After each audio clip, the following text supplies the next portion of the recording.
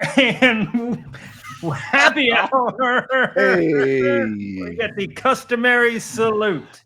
Welcome in, everyone, to Hit Points Not Required Happy Hour, where we spend a quarter of an hour or so talking absolute nonsense, have a few cocktails, and then maybe get into a discussion of something TTRPG related. TTPRG. I wonder what that one is.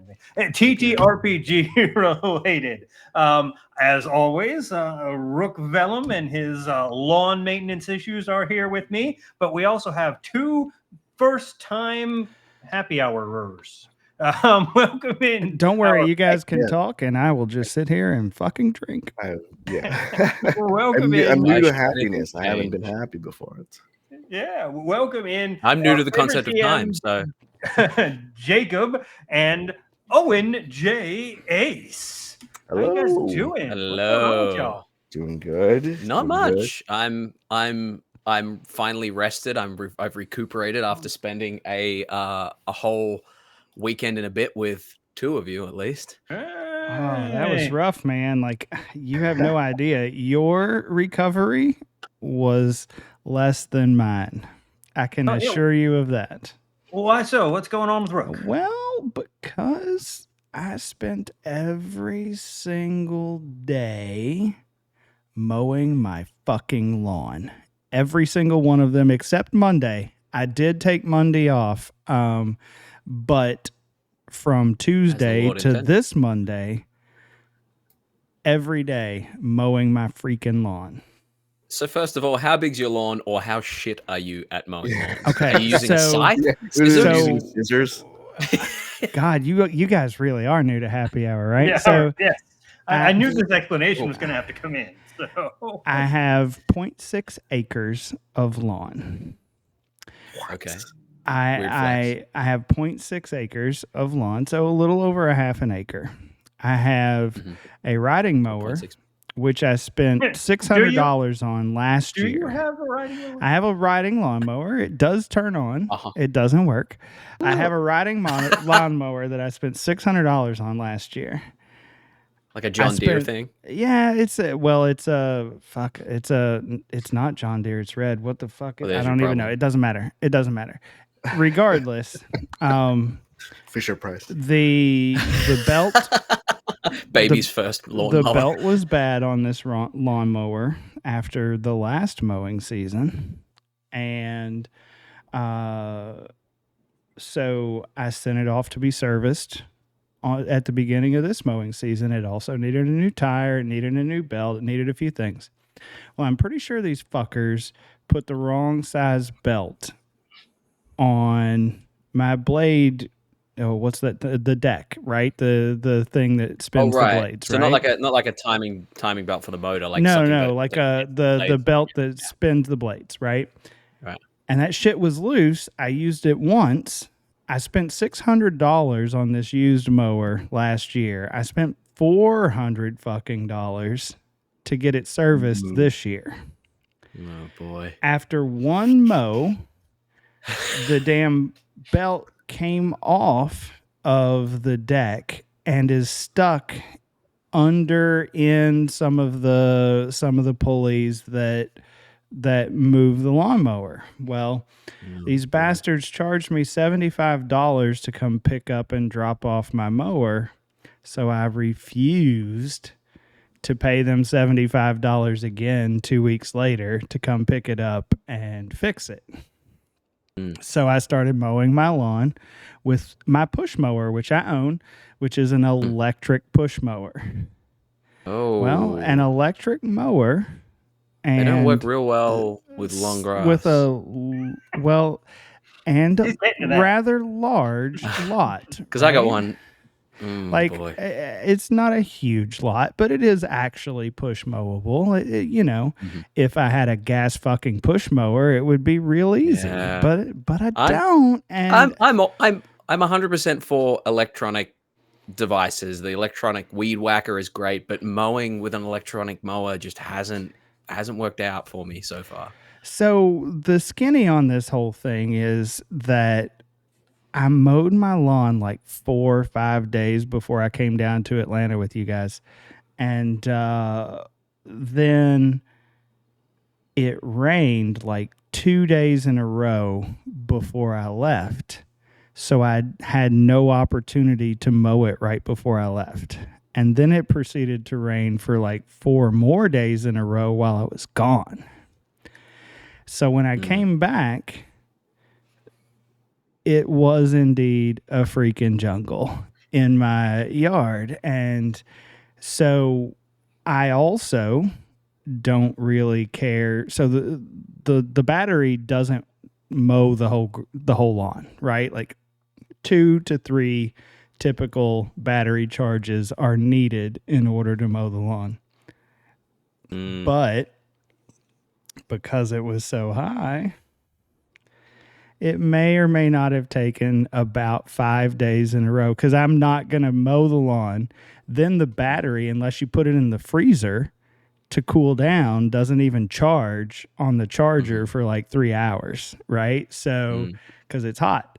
So, you're gonna mow, stop, mow, so stop. I refuse to do that, right? So I'll just throw the thing on the charger, let it charge overnight, go out and mow again the next day. So I spent about 5 days mowing, and then it took to get it down because it was so high. And then I spent the last 2 days, today and yesterday, second mowing the grass in order to get it all even and get it done. So it is now good to go finally, after 7 days in a row of mowing the frickin' lawn. Brutal. Wow. Meanwhile, Owen, you've been recovering from your experience. Oh yeah. So I went to Gen Con last weekend, and one of the things I picked up was COVID. So for the past week, I've been congested and coughing. I couldn't taste food this week. I just recently got it back, so that's very relieved to have it back, because I read that it can last like months in some cases. Long COVID will get you. So tell me, would you rather have been dealing with COVID-like symptoms the last week, or been mowing the lawn in like 90-degree humid conditions with an electric mower that runs out of charge multiple times trying to finish? This is like a choose your disaster scenario. Yeah. I mean, running out of charge multiple times trying to finish, it happens to the best of us. And we're talking the lawn now, right? Think what? We're talking the lawn now, right? Yeah. Okay. What was that? What do you mean? Yeah. What was that? Huh? No. What? Let that one go. It's okay. Owen, this is your first COVID as well. My first COVID. I had a perfect streak until now. That's terrifying to me, because in my mind I am immune right now. I'm like, I haven't had it. I'm never gonna get it, but it's been 4 years or whatever. 5 years. I was in Gen Con like, I am invincible. And no. Breathing and everything. Sneeze in my mouth. Yeah. No, that'll be that me Dragon in a couple Con? weeks. I think that happens in Dragon Con. Dragon Con. There you go. What happens in Dragon Con stays in Dragon Con. So I have no concept of what Dragon Con. I have a vague idea, but the way people were talking about it at the table, part of it sounds like a cosplay event, part of it sounds like a kink event, part of it sounds like a comic book event. It felt like sounds like just the best mishmash of one-stop shop for people that just want to be themselves. Part of it is a COVID sharing experience. Yes, all of that. There's a certain booth for it. Yeah. The thing with Dragon is it's 80,000 people at this convention in Atlanta. It goes on for a full week. It literally starts Thursday and ends Monday, but people show up, and Wednesday is a full day of non-sanctioned activities. But it doesn't have a stop time, right? You go to a convention and you're like, oh, well, the convention center opens at 9 a.m. and it closes at 10 p.m. and everybody gets kicked out, and then they're left to fend for themselves, right? Dragon Con is in the hotels. It's 5 hotels that in the area. And so there's programming 24 hours a day. Like you look at the official schedule and it's like 4 a.m. rave starts in this ballroom or drum circle starts in this area or whatever. Love a 4 a.m. drum circle. Yeah. Nothing like a 4 a.m. drum circle. And there's separate buildings, right? There's a whole separate building for gaming and not TTRPGs and board games, and they bring in hundreds and hundreds of video games and pinball machines and dance machines. And 2 o'clock in the morning, 4 o'clock in the morning, you'll see people in there doing all that never leave that area. So if there's something that you enjoy doing, whether it's the cosplay or the panels or the dealer, the vendor hall, which is like 5 levels of jam-packed nonsense in there. That you have to wait in a line around the block to get into the dealer hall and look at that stuff. It's there's something there for everybody, including COVID. There will be plenty of COVID. I'm sure people will share COVID with me. I will happily accept COVID for the first time ever. Because at some point in our lives, we need to accept COVID into our hearts as our future and not necessarily savior, but as the fact of life. I mean, still be careful. Still try not to get it. Still preferable. To Public service announcement from Owen. We're not supporting exposure therapy, are we? Opted out. I would have opted out. I'm actually trying reverse psychology because it's worked so far. Every year I've gone since this has happened, since it's been out. And every year I've been like, I'm going to fully expect to be sick for the next week or 2 weeks afterwards, and have yet to have come down with it. So, it's not true. I'm expecting to get COVID this year. I will continue to expect to get COVID and hopefully continue to not get it. The second that you plan something that week after and go, well, I don't get sick, so I can actually free up that week's free. I'll put something on there. That's when you're going to get sick. Right.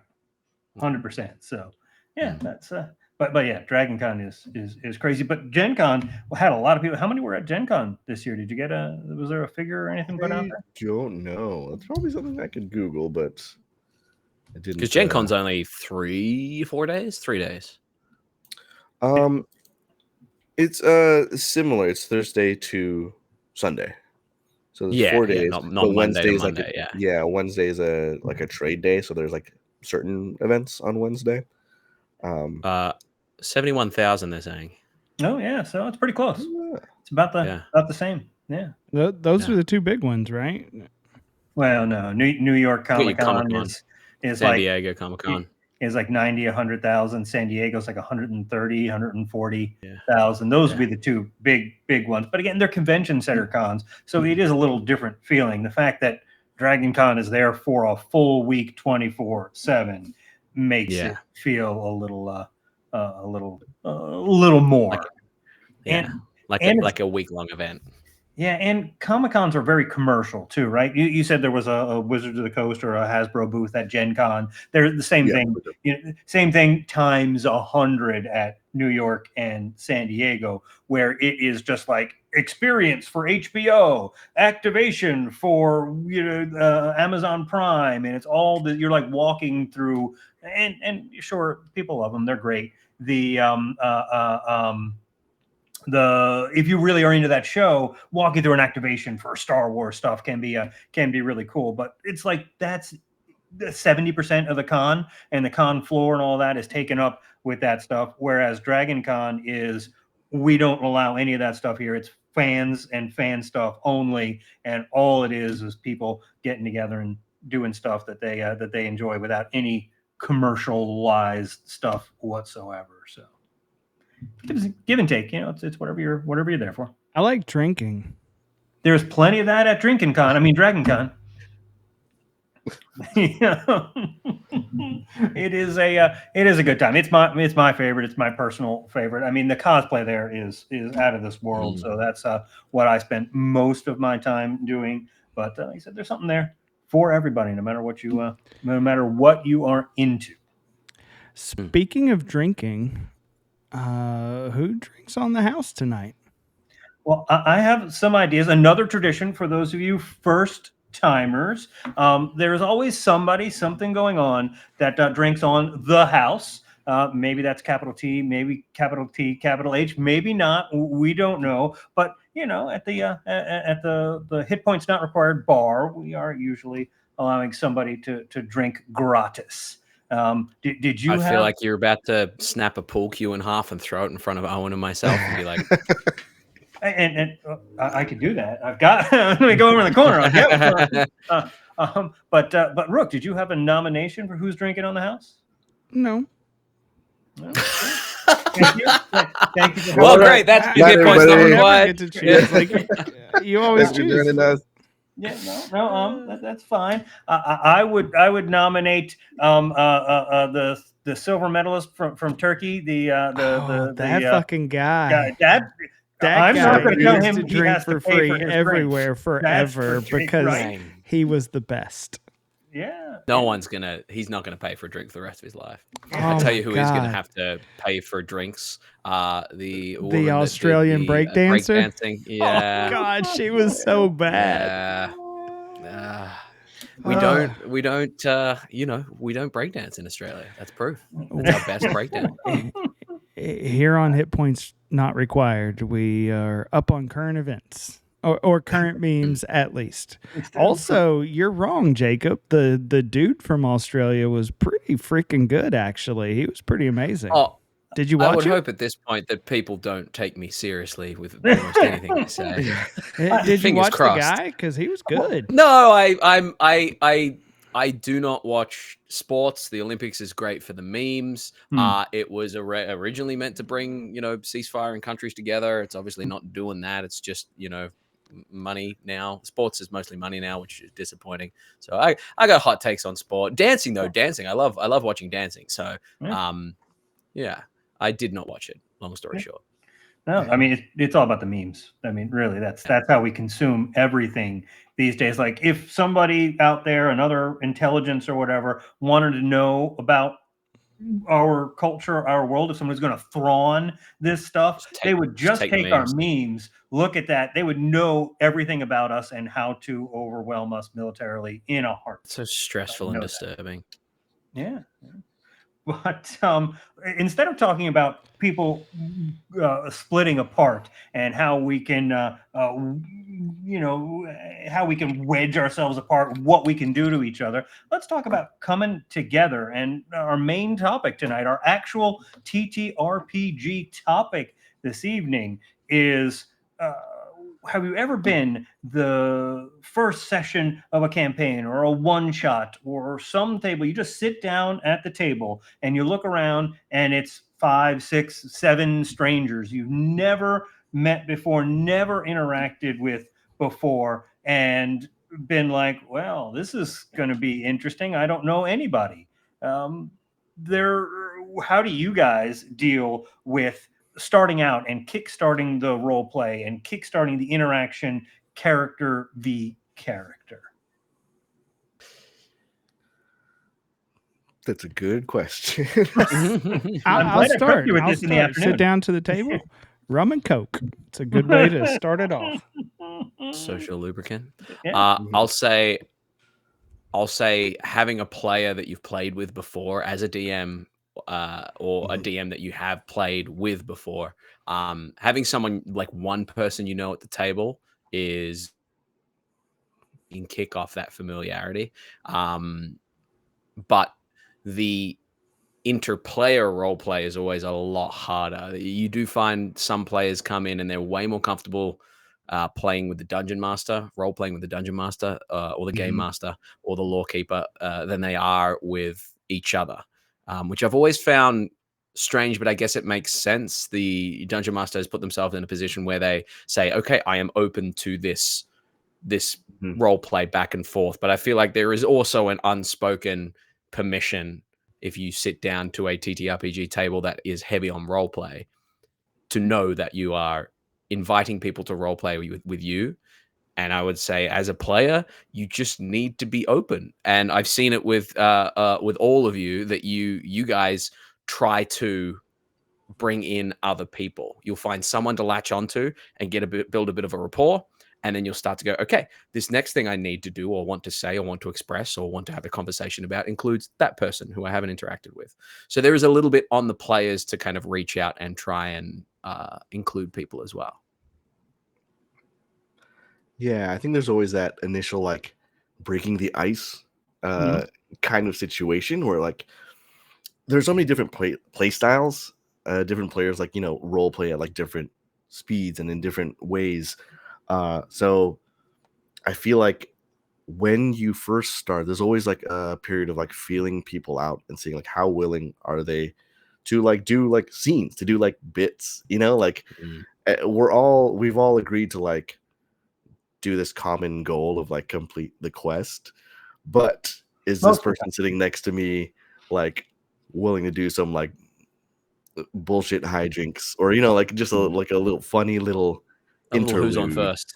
Yeah. It's definitely a probing kind of feel each other out vibe for a minute there. I do have a technical question before we carry on. Should our crack producer have green screened Jacob for this happy hour? Because he sure as fuck did not. Nah. That's so good. I think that sounds good. I'm glad to do less work. Thanks. Yeah, I think the blue background really brings out the shirt. Yeah, it totally pops more that way. You look fabulous. I know. First games, people. First games. Yeah. Did you have something, Rook, on the topic? Yeah,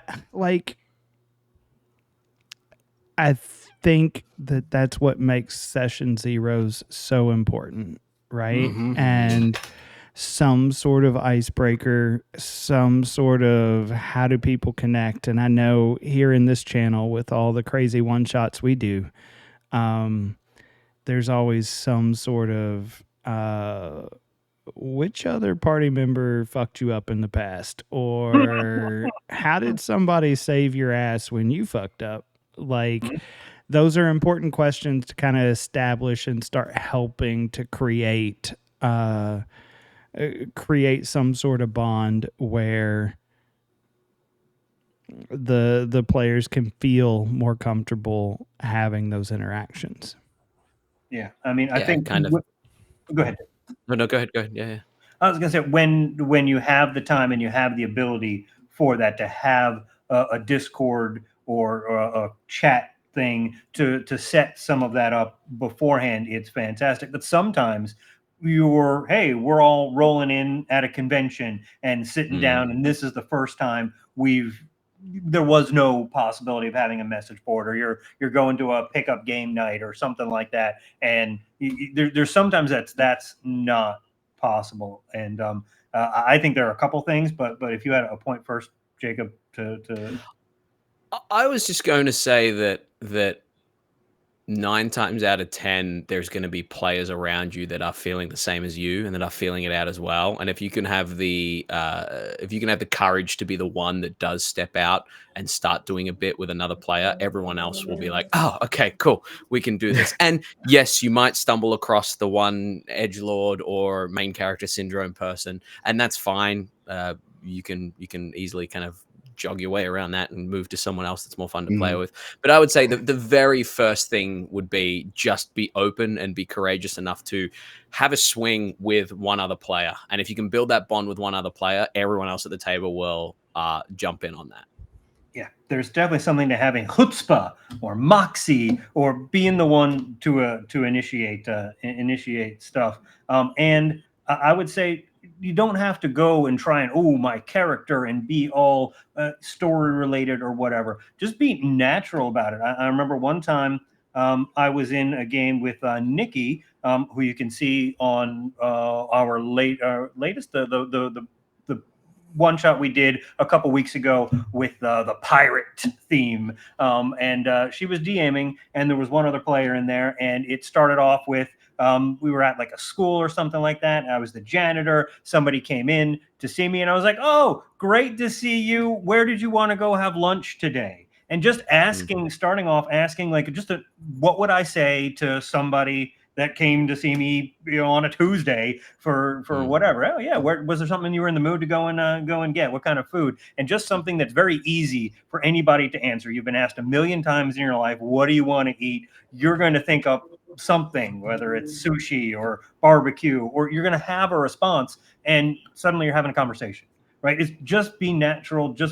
Don't try and be all game related or scenario related. Just something that you would say every day in life and have a conversation and start it from there.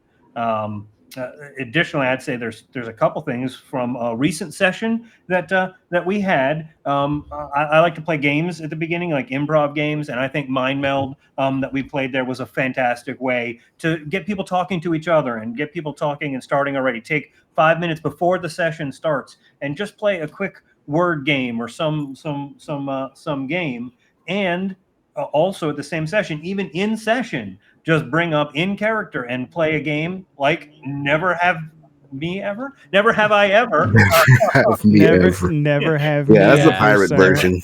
If I was That's corrected, you will be the too. orc. That's the orc version. Yeah. If I was corrected, you will be too. It is no longer never have I ever. It's Never Have Me Ever. Yeah. Yeah, but suddenly a game that everybody has played, they know what it is, and you're suddenly doing it in character. And again, it's something familiar and not, ooh, I have to try and figure out my character or put you on the spot or whatever. It's it's, oh yeah, I know how to do this sort of moment, and bring those things into your role play and interactions at the table. And I think you'll find it's easy to jumpstart that experience. That's part of what I enjoy doing. What I enjoy doing, like I love my callbacks, but it's bringing in little anachronisms that are, bringing in a modern day problem or a modern day issue, even for a brief couple of seconds, that just gets everyone laughing and gets everyone together on the one thing. Like you're trying to park your horse and cart, and you're kind of looking for a park, and then you spot one, and you just watch as this other horse and cart backs into it. You have no idea how the horses are kind of back. And something like that just gets everyone going, oh, okay, yeah, we're all the same people. We're all in the same space. Little things like that I find really get people, they can ruin the immersion if they're done too often. But I find those little things as well, if you're a DM, finding a common thread, a common humanism that you can chuck in there, that just brings everyone down to earth a little bit. Mm-hmm. Yeah, I think also in the same way that DMs sort of like put out plot hooks, you can kind of do the same thing as a character, just like do something notable and let people react to it, let people engage if they want. Like, a plot hook for like a DM would be like, oh, there's a townsperson in trouble. Naturally, like people are going to go try to save them. But for inter-party interactions, if I have my character like start kneeling and praying, like this is now an opening for other characters to like say what they think about religion or gods, or to whether they agree or even disagree, or if my character orders a drink and sees who else wants a drink, that's sort of an invitation for people to chime in with how their character would react in this situation. So I think it's a way of like maybe bridging the gap, or like inviting someone to break the ice without being like, hey, you do a scene with me, Yeah. Instead of pimping them out and being like, what was that guy that we killed called? It's more subtle than that. Yeah.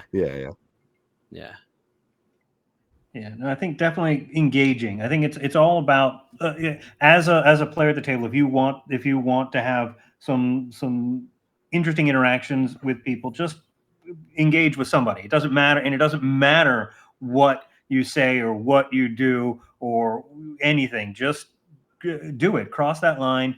Say something to somebody, and don't be afraid to start, because you get some interest, and don't expect an answer. It's not like, oh, let me tee you up for this specific thing, because just leave something open and let it let it see where it goes, and it'll go someplace. It's like the old was it a Dirk Gently thing? I started following this person in front of me because I had no idea where I was going, and I knew I would end up somewhere. As long as I followed them, I was going to end up somewhere, right? Yeah, exactly. That's the thing. Absolutely. Rook, you have any thoughts? Nope. More rum and coke. That's what it is. If everyone at the table has 3 rum and cokes by the end of the beginning Yeah. of the session, before you hit the button that says start stream, that's a great start, because then you can have 3 more by the end of the session. That's important. Write that down, everybody. Yes, please take notes. There will be a quiz later in the Discord. So when you're done, just hop on over to the Discord, fill out that quiz, that survey. Maybe you can be eligible to drink on the house at a future Hit Points Not Required happy hour. In the meantime, there's it feels interconnected to me. The issue of the ability to communicate and talk to other people, and having created a character with a backstory, right? When you create that sort of full character and not, hey, I want to play XYZ class, and here's the quick little gimmick that I'm going to have, and boom, go. But when you have a concept of who they are and what they did, I think that allows you, and you have some basic idea through character introductions, through that 3-minute, 5-minute, or in my case, 25-minute description I give of my character. You'll have some idea of who they are and what they like to do, and stuff to pull from to interact with them. Where does that start with you guys in your character process for building that sort of character? Oh, I start with a bit. usually my character is like kind of a joke, or it starts with like a hypothetical question, kind of, like, oh, what if a gunslinger was also a preacher, or like what if this was a monk from an order that protects knowledge, or something like that. And so it kind of starts with a premise for me, partly because that's just what's fun to me. I tend to be on the backstory light camp, but I usually have a sense of like their vibe, like how they would react, their voice, and like how they would interact with people, and then part of that then develops in play, like reacting to other people. Like, if there's another party member who's like very uptight and by the book, I know how my character would react to them, and that sort of like builds it out for me. You gotta be fluid. You gotta have a starting point. No, it's like a strong have to starting be rigid. You have to know every fucking detail. You have to know. Like, I start with a picture and then I work backwards, and you have to know every single moment in that character's life that happened, so that you can be open to whatever happens going forward, but know exactly how you're going to react to that situation based on the other 947 things that you've already experienced. So I agree with both sentiments. For certain things, there is the unique situation if you're doing like a theater show where you need to know exactly what has happened before. And you also need to know the exact words that you're saying because they're written for a reason. But then you also need to make them flow and be unique and be spontaneous and different every night. With a TTRPG, especially one-shots, there is a definite value of... we saw it with one of the characters in the campaign that we did. They came in with a rigid kind of, this is the way I'm going to play my character. And it took all of 1.5 to 2 sessions for them to break that down, which was fantastic because there was that, I'm happy to go with the flow. But that's not discrediting I know everything about my character. I know how they would I know they're so lived in that their responses are through the catalyst of their life, like our experiences are as humans. The way I react to someone insulting me is different to if I were playing a different character, right? So both 100% work. I would say if you're a DM creating a character, you need to be far more on the side of let them be a lot more fluid. There are the certain characters and NPCs that are dead set in what they're doing, and they're almost always going to go in that direction. Your villains, your big good guys, your big bad guys, but there still needs to be plenty of room for if the party genuinely want to get on the big bad guys' side and completely change everything. You've got to have them fluid enough to take what's been happening in the campaign and change in the way that, like, Owen, you would come in with a gunslinger who's a preacher with this whole idea, and then have a young man come in and kind of idolize you a little bit and not realize that was something that you had with him, so to speak. So I 100% see both views, and it's for me, it's genuinely down to what am I going to find fun right now? For instance, I don't know if we're advertising the next one that's coming out, but I'm building a character. I get to play as a character.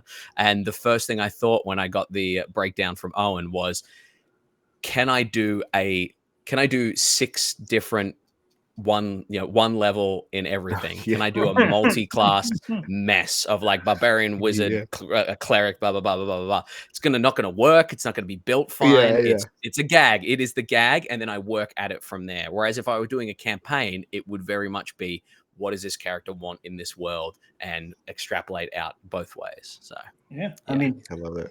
Yeah, I mean, I think I'm much closer to that line of things with from a DM perspective. You have to have pillar characters, right? This is your story, and these are the pillar, and they have to have these elements to their backstory. But they still need to be a little flexible, and you have NPCs that are much more flexible and much less rigid. And similarly, building out a character and playing a character, I think, and I personally start with, as opposed to a classic actor thing, what is their motivation? What are they trying to accomplish?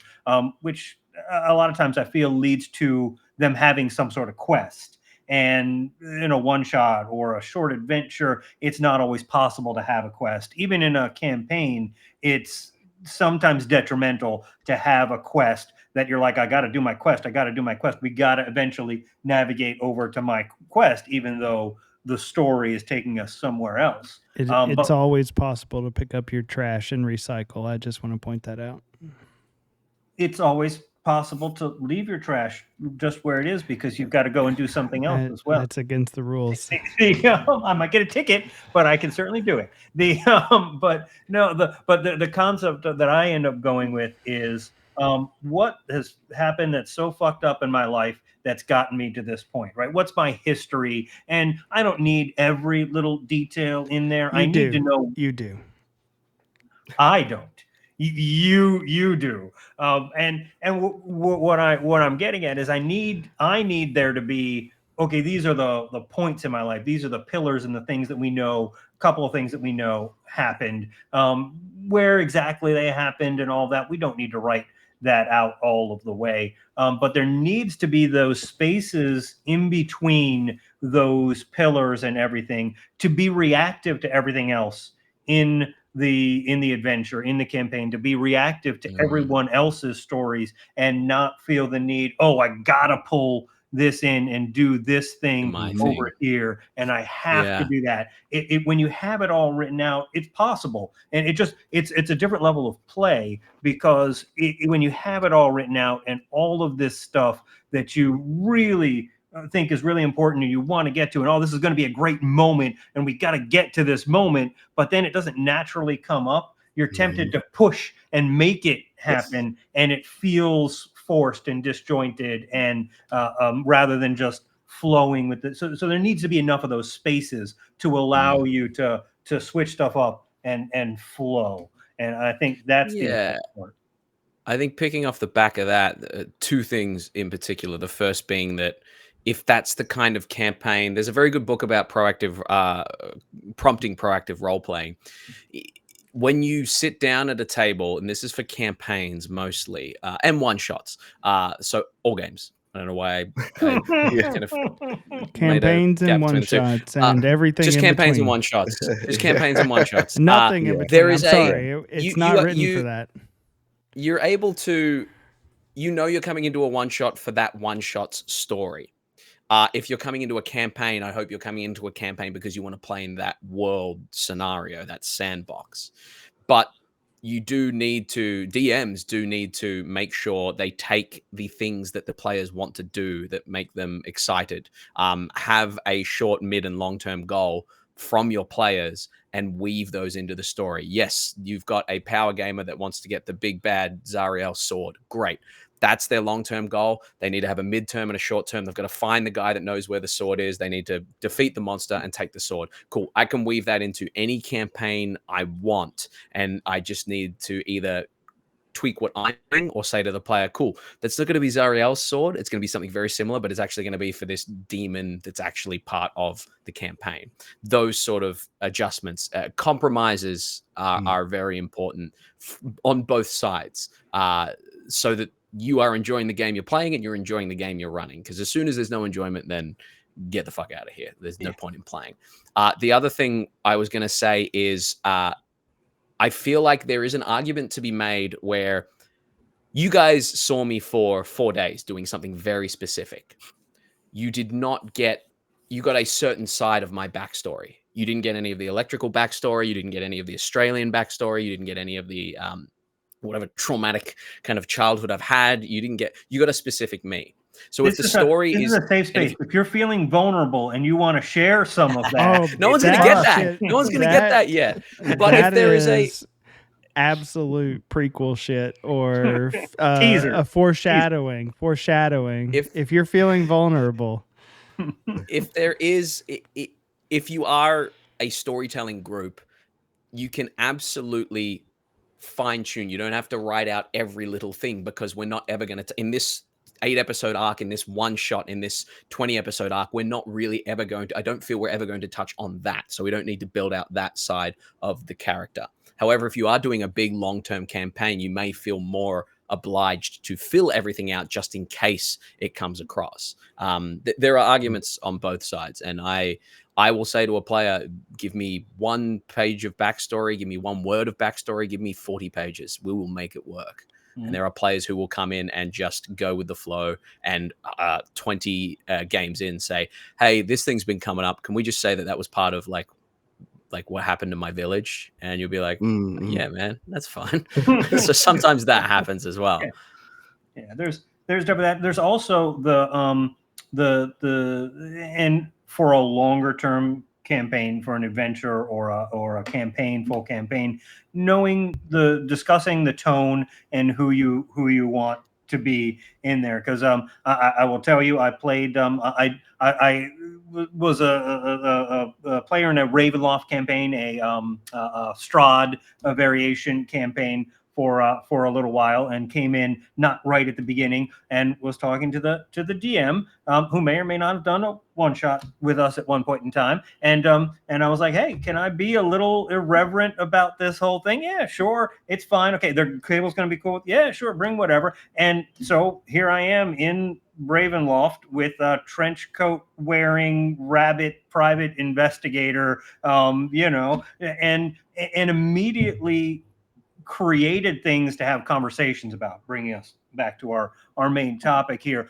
When you have something that's a little unusual, a little out of place, but you play it straight, you don't want to double down on the unusual. You just play it as a straight detective in this world, and maybe you're at a funeral and you're passing out business cards. Somebody died. Do we need to investigate? Is this was there circumstances beyond that? I'm new in town. Here's who I am. Contact me or whatever. And there's going to be reactions from the rest of the table. Just be who you are and be true to it, and you're going to bring some of that stuff out. Scumbag PI. Capitalizing on someone's death. I mean, you capitalizing on the It opportunity. was on the card, capitalizing on someone's death. There's an opportunity to there. You walk into someplace. That's what you got to do. You got to take advantage. Maybe there isn't. Maybe nobody's lost anything lately. Maybe nobody needs your help. But you got a network. Yeah, right. You gotta be there. But just create your character. Make sure that it's okay at the table, and For sure. be who you are, and just naturally who you are. Not trying to. You don't want to get into depending on the table.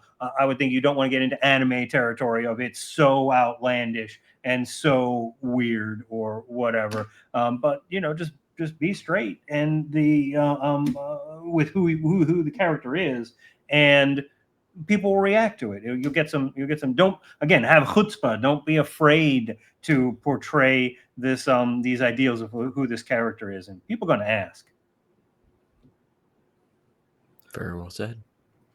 Yeah, I would say like as long as it doesn't like interfere or infringe on anyone else's fun at the table or the GM's like ability to tell the story, then and then it comes down to communication in session 0 and things like that. But like and at the table, like during as gameplay goes on, as from a DM perspective, you can see and you can talk to people after a session, or call a timeout in the session and discuss what's going on. So yeah.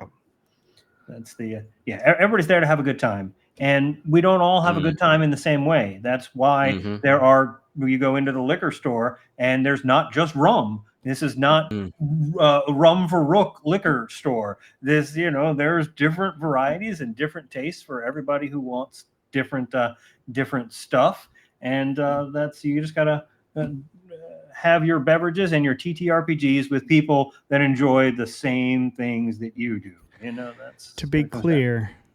Rook only walks into liquor stores where there is rum for Rook liquor. However, it's not all I ever buy.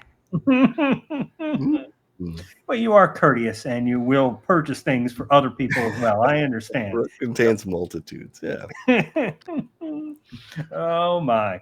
But yeah, I think it's important to have fun at the table. And if you're watching this channel, if you are listening through an hour of us talk about Rook's lawn and Rook's drinking habits and what all goes on in Australia and all of that, you're probably into the role play part of TTRPGs, because if not, you should probably try and see if you can get a refund for that 47 minutes you just spent where nobody told you how to roll up a character that does X amount of damage per turn, or if what you should be doing. Variant human. Oh, I'm sorry. Yeah, if you take custom Gloomstalker lineage with elven accuracy. Yeah, custom lineage, Gloomstalker Ranger, you'll be fine. We can move on. Elven accuracy. Elven, you should take it twice. Elven accuracy is so fun. I took it for the first time in that train heist one. I was like, oh man. That's right, you did. Yeah. Great. I personally, and this is not because it ruins my fun as a GM in trying to get you to fail or succeed. Anything that lets you re-roll something after you know that it's a failure, to me is it's not in the spirit of the game. You know what I mean? Embracing the failures, embracing the degrees of success and failure. You failed by 1 or 2. Great. It's not too terrible. You nat 1. It's horrible. You crit. It's fantastic. Things like that. I mean, I'll always respect them. People want to take lucky. I do not. It does not break my heart that much. But sometimes you roll a nat 1 and I just feel like it's perfect for the game. And if you have the ability to be like, hang on, no, never mind, succeed, then it's like, well, okie dokie, never mind. So there's a certain unpopular opinion. Yeah, no, there's a certain bit to that. I think there's just too much of that in the game right now. Like little bits of it here or there, or in a special moment or something like that. But I don't know how many tables I'm at where it's like, oh, somebody rolled and it's a success, or the creature or the NPC that you're fighting against rolls a nat 20, and there's silvery barbs, and there is a thing, and it's like, okay, yeah, there we go. There are just so many ways to prevent that, to prevent things or turn things now, and so many ways to get advantage that if you're always rolling 2 dice, the chances of success are so much higher. If they could eliminate, if there was one thing that I would ask for in a new edition that we're about to get, that I know they're not going to put into that edition anyway, it would be a because reduction. it's already been written. Well, Yes. I think flanking has changed. So exhaustion is now you get a -1 and then a -2, -3, and if you get 11 points of exhaustion, you die. So that's much easier than all these. How the different fuck would you ever get things. 11 points of exhaustion? Well, they make it easier to accrue exhaustion now. Exactly, like I do in my campaigns. If you drop to 0 hit points and you're revived, you gain a point of exhaustion just from the stress of being dropped unconscious until you rest. But you make losing exhaustion easier as well. I had a player take a weed gummy in one of the games and was like, "Can that get rid of an exhaustion?" I'm like, "Oh yeah, of course." Sometimes that the adds other thing, exhaustion to me. Yeah, exactly. What I was gonna think. Damage the other reduction thing- and exhaustion. The Now, other thing cocaine, on is, the other hand, that removes 2 levels. Does it Wait, though? what? Sorry. What are we I think talking they're, about? Character I think they're creation. changing flanking. Playing I at think they're a new changing table. I think they're changing flanking to being +1 or +2 rather than an advantage. So that way it's not just stand either side. That way you get a more dynamic battlefield. So people aren't just standing opposite each other and kind of making a conga line so they get a lot of crits. Yeah. I think that a lot of tables I play at, flanking is a +2. And not full advantage. I think that's a house rule that is applied at quite a few places. Yeah, I've heard of that. Yeah, I think it's becoming standard. The other fun rule I heard was bonus action to drink the potion and you roll the dice. But if you take an action to drink it, you just get the full healing. I was like, that's very. So if you just quickly chug it, you might spill some and you have to roll it. But if you sit there and and savor it, sort of like like a wine texture, like Who drinks that drink way? again? Smell the bouquet of it. Yeah, the administer to someone else as a full action also makes sense because it's much more difficult to open their mouth and pour it in and do all that. Have a funnel handy, all of that, all of that stuff. Funnel and a shoehorn. Yeah, but there are still so many ways to get advantage even outside of flanking that just reduce those. Roll less successes, right? Stack yourself up for less successes with and have to work and earn them a little bit more. I think makes the game more interesting. But in fairness, if the way we tend to play a lot, it's not all about the rolling anyway. So it doesn't bother me as much because we're more about telling the story, and no amount of advantage on your ability to sing a song or tell a story or have a scene or any of that. We recently did a project which will be available soon for everyone, but not soon enough in my book because it was amazing. So that's a little tease for the future out there. But there will be moments where people at the table are crying, and those fuck sort of you, things. Man, like fuck Did I even you. look at you? Didn't even look at you. Okay, there are moments that we looked at each other because I think I cried first, and then you cried. Were you all feeling vulnerable? It broke me down, man. You cried, and I lost it. Like I didn't expect it to happen. But as soon as I had it, you had a single tear, and then it was just straight up ugly cry for like 20 mine was fucking just minutes. For the camera. I was done. Mine was acting. Yours was real. Mine was acting. Yeah. No, they're okay.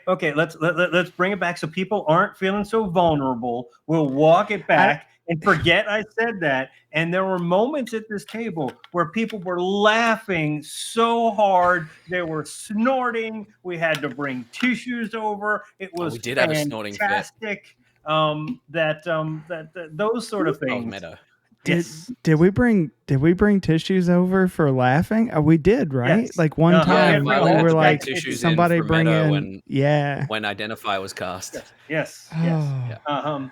identify as the best spell ever, and I will. The best role play spell ever is identify. And if you want to understand that, stay tuned. Subscribe to this channel to know when our studio actual play drops, so that you can be among the first to see and understand exactly what we are talking about here. Also, no dice are required to have a fantastic time crying, laughing, snorting at the table.